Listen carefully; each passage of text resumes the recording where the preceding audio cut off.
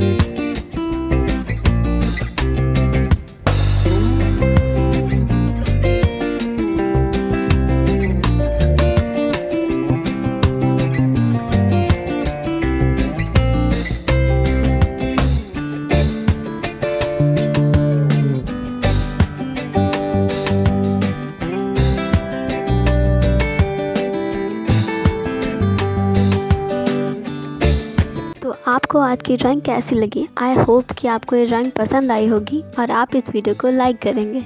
तो चलिए मिलते हैं कल एक नई वीडियो के साथ। तब तक के लिए बाय बाय।